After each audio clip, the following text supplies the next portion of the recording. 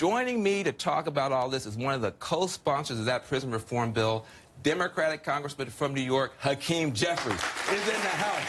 Oh, I'm so glad to have you here, buddy. Oh, my goodness. Look, first of all, I just wanted to hear from you. Why in this era of division and dysfunction and craziness would you walk out into the killing fields to try to get a bill done for prisoners? Prisoners ain't got no lobbyists, man. They can't help you.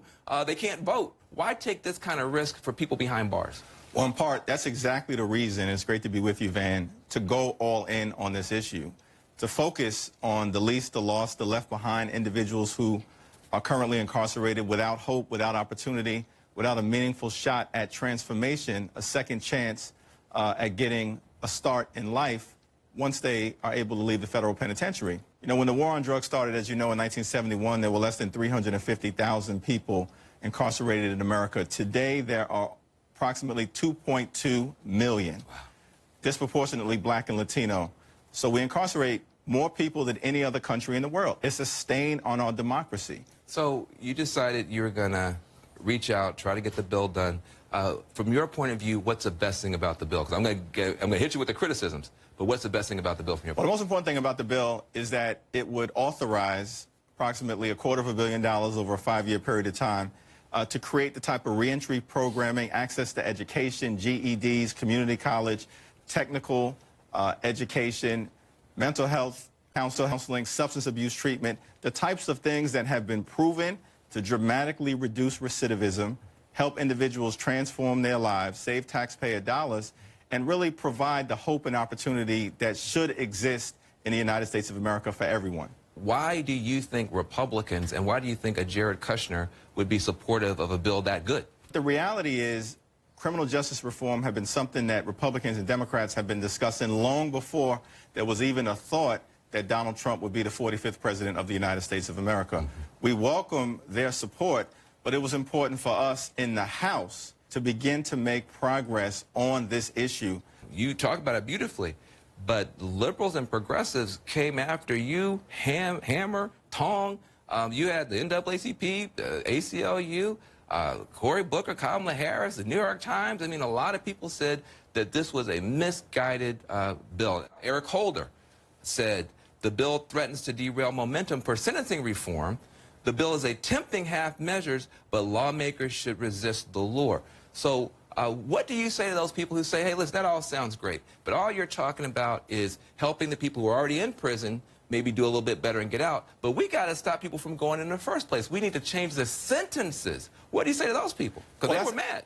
Well, that's absolutely correct in terms of criminal justice reform.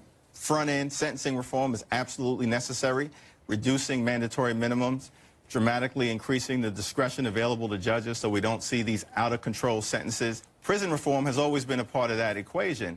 And my view was when we attempted to negotiate a bill that the Obama administration supported in the last Congress, there were some of our friends, allies, advocates, who were of the view that that Obama administration criminal justice reform bill didn't go far enough and said, let's wait until Hillary Clinton is president. How exactly did that work out? So my view was when you've got tens of thousands of individuals who we know will be helped in a meaningful way, why not take a first step toward dealing with overcriminalization in America? And that's absolutely what the House did in an incredibly bipartisan way. Wow, that's good.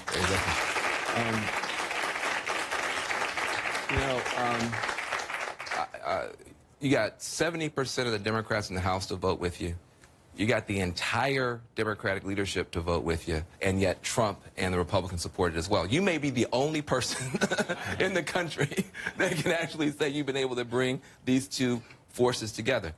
Is there a downside and a danger, though, that a Donald Trump might then later on say, well, see, look, I did something good on prison reform, and that becomes another reason why you should vote for me? Is this a dangerous move?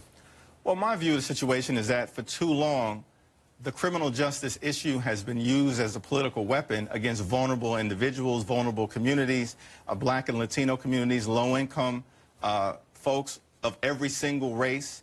And so if there's a chance to actually bring Democrats and Republicans together, and I've got to shout out my good friend Doug Collins, who was the lead Republican on the bill. We took the position that if you can take criminal justice reform out of the political space so that we're working on it together, then Democrats and Republicans will be all about the merits of the issue moving forward, as opposed to using crime and punishment as a political weapon against each other.